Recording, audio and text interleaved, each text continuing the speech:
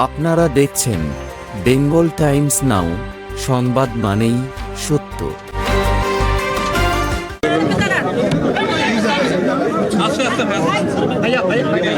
Please প্রিয় সাংবাদিক বন্ধুগণ, আসসালামু আলাইকুম। আজকে রাত 9টায় দলের চেয়ারম্যান জনাব তারেক রহমানের সভাপতিত্বে জাতীয় স্থায়ী কমিটির জরুরি সভা অনুষ্ঠিত হয়েছে। এই সভায় জাতীয় স্থায়ী কমিটি ইতিমধ্যেই আমাদের দলের গঠনতন্ত্র অনুযায়ী দলের ভারপ্রাপ্ত চেয়ারম্যান জনাব তারেক রহমান চেয়ারম্যানের দায়িত্ব গ্রহণ করায় সন্তোষ প্রকাশ করেছে আলহামদুলিল্লাহ, এবং চেয়ারম্যান দল পরিচালনার ক্ষেত্রে যেন সফল হতে পারেন সেই জন্য সবাই দোয়া করেছে। প্রিয় সাংবাদিক বন্ধুগণ, এর পরের যে সিদ্ধান্ত আমরা নিয়েছি, এই সিদ্ধান্তটি হচ্ছে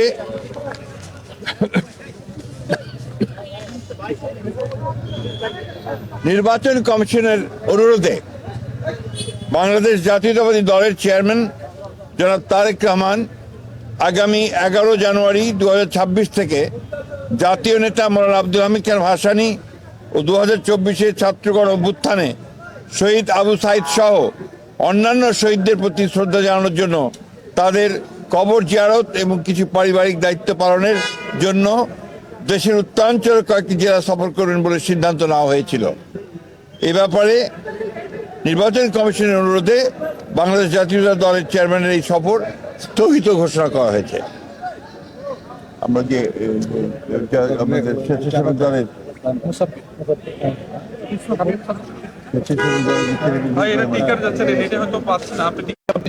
উসমান হাদিকে গুলি করে হত্যা করা হয়েছে। একইভাবে বিভিন্ন জায়গায় রাজনৈতিক দলের নেতৃবৃন্দকে, বিশেষ করে বিএনপির অনেক কয়েকজন নেতৃবৃন্দকে গুলি করা হয়েছে এবং তারা শহীদ হয়েছেন। এবং গত কয়েকদিন আগে স্বেচ্ছাসেবক দলের সাবেক সদস্য সচিব দক্ষিণে না উত্তরের সদস্য সচিব, সাবেক সদস্য সচিব মুসাব্বিরকে গুলি করে হত্যা করা হয়েছে। আমরা ইতিমধ্যেই এর তীব্র নিন্দা জানিয়েছি, ক্ষোভ প্রকাশ করেছি এবং অবিলম্বে হত্যাকারীদেরকে গ্রেফতার করে আইনের আওতায় আনার দাবি জানিয়েছি। আমরা বারবার করে কথা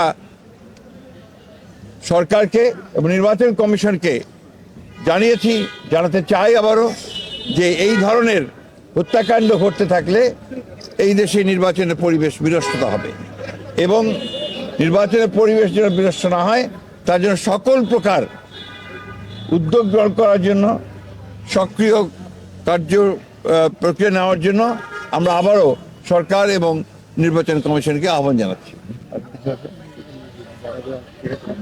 আর ইতিমধ্যে আপনারা সবাই জানেন যে আমাদের গণতন্ত্রের মাতা, অবিসংবাদী নেত্রী এবং আমাদের আপসী নেত্রী দেশনেত্রী বেগম খালেদা জিয়ার ইন্তেকালের পরে তার জানাজায় যে শরণার্থী কালের বৃহত্তম জানাজা অনুষ্ঠিত হয়েছিল এবং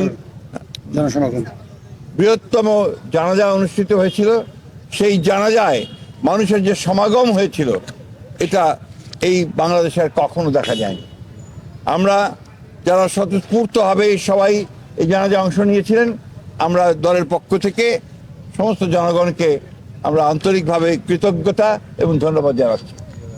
এবং আইন শৃঙ্খলা পরিস্থিতি রক্ষা করবার জন্য সেনাবাহিনীর সদস্যরা, সেনাবাহিনীর তিন বাহিনীর প্রধান এবং সরকার যে উদ্যোগ নিয়েছে, সে পুলিশ, র্যাব, বিজেপি যারা সহযোগিতা করেছেন তাদের সকলকে আমরা আন্তরিকভাবে ধন্যবাদ এবং কৃতজ্ঞতা জানাচ্ছি। ভারপ্রাপ্ত চেয়ারম্যান নাই, থাকে না, আপনি জানেন না। চেয়ারম্যান থাকলে ভারপ্রাপ্ত হয়। ধন্যবাদ।